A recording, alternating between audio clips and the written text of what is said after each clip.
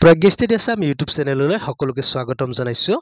আজি আপোনালোকলৈ আগবঢ়াবলৈ লৈছো টেট কাম ৰিক্ৰুটমেণ্টৰ graduate teacher, post graduate teacher তথা ডিএমই এক্সামৰ বাবে উপযোগী যুগুত কৰা অতিকৈ গুৰুত্বপূৰ্ণ 30টা জিকে এমচিকিউ প্ৰশ্নোত্তৰলৈ আজিৰ খণ্ডটো হৈছে 123। আশা কৰোঁ ইয়াত আলোচনা কৰা প্ৰশ্নকেইটিয়ে আগন্তুক প্ৰতিযোগিতামূলক পৰীক্ষাত আপোনালোকৰ বাবে কিছু সহায়ক হ'ব। গতিকে ভিডিওটো আৰম্ভণিৰ পৰা শেষলৈকে চাই মোৰ এই ইউটিউব চেনেল প্ৰজ্ঞা আছাম সাবস্ক্ৰাইব কৰি লাইক, শ্বেয়াৰ আৰু কমেণ্ট কৰিব। আজি ভিডিওটোৰ প্ৰথম প্ৰশ্নটি হৈছে mount Abu is located in. Mount Abu অৱস্থিত। প্ৰশ্নটোৰ শুদ্ধ উত্তৰ হ'ব অপশ্যন বি আৰাৱলী। বন্ধুসকল, মাউণ্ট আবু আৰাৱলীত অৱস্থিত। Next question, which of the following is a biotic component of an ecosystem? তলৰ কোনটো পৰিস্থিতি তন্ত্ৰৰ জৈৱিক উপাদান? প্ৰশ্নটোৰ শুদ্ধ উত্তৰ হ'ব অপশ্যন চি জীৱসমূহ। বন্ধুসকল, জীৱসমূহ হৈছে পৰিস্থিতি তন্ত্ৰৰ জৈৱিক উপাদান। Next question, what is the capital of Taiwan? টাইৱানৰ ৰাজধানী চহৰখনৰ নাম কি? প্ৰশ্নটোৰ শুদ্ধ উত্তৰ হ'ব অপশ্যন চি টাইপে। বন্ধুসকল, টাইৱানৰ ৰাজধানী চহৰখনৰ নাম হৈছে টাইপে। Next question, which part of the body controls all the other organs? শৰীৰৰ কোনটো অংশই আন সকলো অংগ নিয়ন্ত্ৰণ কৰে?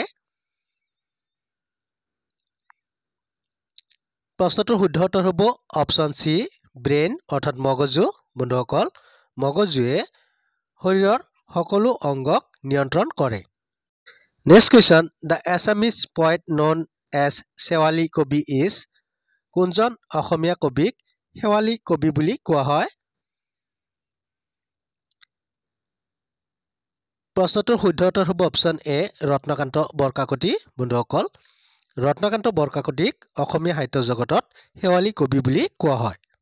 Next question, which planet has the highest number of satellites? কোনটো গ্ৰহৰ সৰ্বাধিক সংখ্যক উপগ্ৰহ আছে? প্ৰশ্নটোৰ শুদ্ধ উত্তৰ হ'ব অপশ্যন ডি চেটাৰ্ণ অৰ্থাৎ শনি গ্ৰহ। বন্ধুসকল, শনি গ্ৰহৰ সৰ্বাধিক সংখ্যক উপগ্ৰহ আছে। Next question, who wrote the Harshacharita? Harshacharita কাৰ ৰচনা? প্ৰশ্নটোৰ শুদ্ধ উত্তৰ হ'ব অপশ্যন ডি বাণভট্ট। বন্ধুসকল, বাণভট্টই হৰ্ষচৰিত ৰচনা কৰিছে। Next question, in which planet there is no air?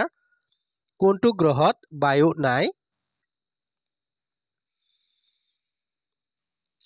প্ৰশ্নটোৰ শুদ্ধ উত্তৰ হ'ব অপশ্যন ডি বুধ গ্ৰহ।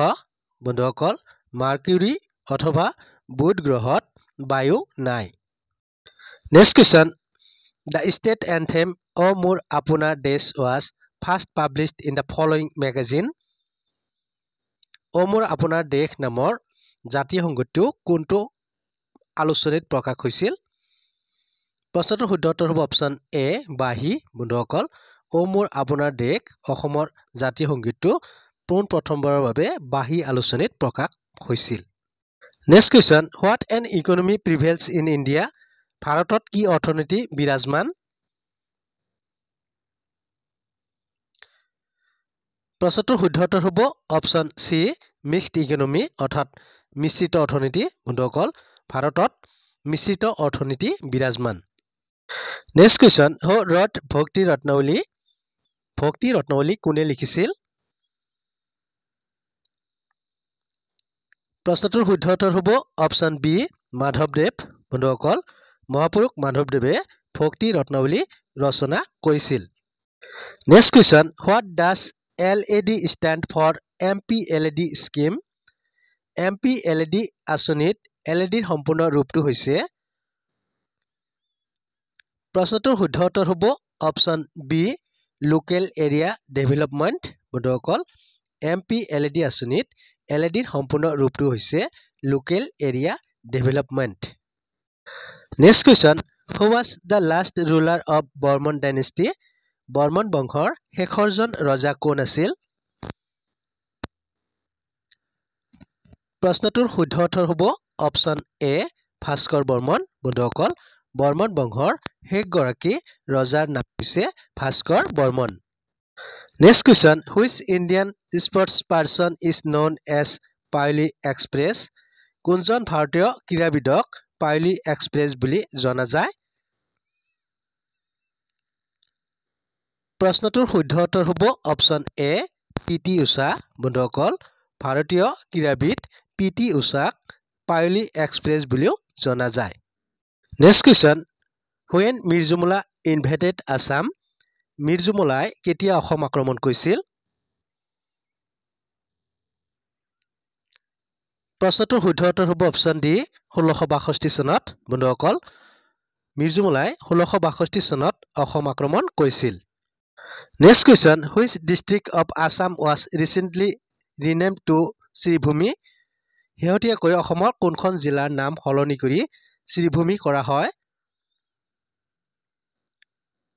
প্ৰশ্নটোৰ শুদ্ধ উত্তৰ হ'ব অপচন বি কৰিমগঞ্জ বন্ধুসকল শেহতীয়াকৈ অসমৰ কৰিমগঞ্জ জিলাৰ নাম সলনি কৰি শ্ৰীভূমি কৰা হয় নেক্সট কুৱেশ্যন অসমীয়া সাহিত্যত কোনজন কবিক পথাৰৰ কবি হিচাপে জনা যায় প্ৰশ্নটোৰ শুদ্ধ উত্তৰ হ'ব অপচন ডি ৰাম গগৈ বন্ধুসকল অসমীয়া সাহিত্যত ৰাম গগৈক পথাৰৰ কবি হিচাপে জনা যায় নেক্সট কুৱেশ্যন হাইডাং songs are popular among which ethnic group কোন জনগোষ্ঠীৰ মাজত হাইডাং গীত জনপ্ৰিয় প্ৰশ্নটোৰ শুদ্ধ উত্তৰ হ'ব অপচন বি সোণোৱাল কছাৰী বন্ধুসকল হাইডাং গীত সোণোৱাল কছাৰীসকলৰ মাজত জনপ্ৰিয় এটি গীত নেক্সট কুৱেশ্যন অভিযাত্ৰী উপন্যাসখনৰ লেখক কোন প্ৰশ্নটোৰ শুদ্ধ উত্তৰ হ'ব অপচন এ নিৰুপমা বৰগোহাঁই বন্ধুসকল অভিযাত্ৰী নামৰ উপন্যাসখনৰ লেখকগৰাকী হৈছে Nirupama Borgohain next question which of the following king was also' known as Shiladitya তলৰ কোনজন ৰজাক শিলাদিত্য বুলিও জনা গৈছিল প্ৰশ্নটোৰ শুদ্ধ উত্তৰ হ'ব অপচন এ হৰ্ষবৰ্ধন বন্ধুসকল হৰ্ষবৰ্ধনক শিলাদিত্য বুলিও জনা গৈছিল নেক্সট কুৱেশ্যন কোন বছৰত লক্ষ্মীনাথ বেজবৰুৱা অসম সাহিত্য সভাৰ সভাপতি হৈছিল প্ৰশ্নটোৰ শুদ্ধ উত্তৰ হ'ব অপচন বি 1924 চনত বন্ধুসকল 1924 চনৰ অসম সাহিত্য সভাৰ গুৱাহাটী অধিৱেশনৰ লক্ষ্মীনাথ বেজবৰুৱা সভাপতি হৈছিল next question how many medals were won by India at Paris olympic 2024 2024 চনৰ পেৰিছ অলিম্পিকত ভাৰতে কিমানটা পদক লাভ কৰিছে প্ৰশ্নটোৰ শুদ্ধ উত্তৰ হ'ব অপচন বি 6টা বন্ধুসকল 2024 চনৰ পেৰিছ অলিম্পিকত ভাৰতে সৰ্বমুঠ 6টা পদক লাভ কৰিছে নেক্সট কুৱেশ্যন লক্ষ্মীনাথ বেজবৰুৱাক কোন বছৰত অসম সাহিত্য সভাই ৰসৰাজেৰে সন্মানিত কৰিছিল প্ৰশ্নটোৰ শুদ্ধ উত্তৰ হ'ব অপচন এ 1931 বন্ধুসকল 1931 চনত অসম সাহিত্য সভাৰ তদানীন্তন সভাপতি নগেন্দ্ৰ নাৰায়ণ চৌধুৰীয়ে লক্ষ্মীনাথ বেজবৰুৱাক ৰসৰাজ উপাধিৰে সন্মানিত কৰিছিল next question in which year was Kopou flower recognized as the state flower of Assam অসমৰ ৰাজ্যিক ফুল হিচাপে কপৌ ফুলক কোন চনত স্বীকৃতি প্ৰদান কৰা হৈছিল প্ৰশ্নটোৰ শুদ্ধ উত্তৰ হ'ব অপচন এ 2003 চনত বন্ধুসকল 2003 চনত কপৌ ফুলক অসমৰ ৰাজ্যিক ফুল হিচাপে স্বীকৃতি প্ৰদান কৰা হৈছিল next question Namdapha national park is located in which district of Arunachal Pradesh Namdapha ৰাষ্ট্ৰীয় উদ্যানখন অৰুণাচল প্ৰদেশৰ কোন জিলাত অৱস্থিত প্ৰশ্নটোৰ শুদ্ধ উত্তৰ হ'ব অপচন চি চাংলাং বন্ধুসকল অৰুণাচল প্ৰদেশৰ চাংলাং জিলাত নামদফা ৰাষ্ট্ৰীয় উদ্যানখন অৱস্থিত নেক্সট কুৱেশ্যন হালধীয়া চৰাইৰ বাওধান খাই চলচ্চিত্ৰখনৰ পৰিচালক কোন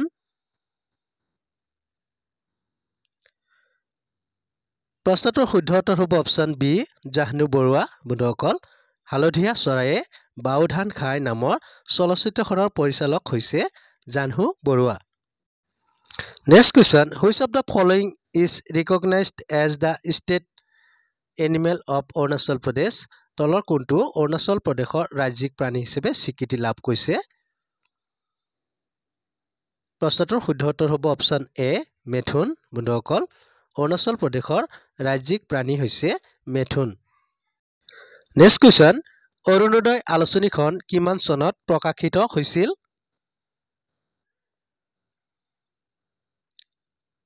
প্ৰশ্নটোৰ শুদ্ধ উত্তৰ হ'ব অপশ্যন ডি 1846 বন্ধুসকল 1846 চনত অৰুণোদয় আলোচনীখন প্ৰকাশিত হৈছিল next question in which part of India is known as the land of sunrise ভাৰতৰ কোনটো অংশত সূৰ্য উদয়ৰ দেশ বুলি জনা যায়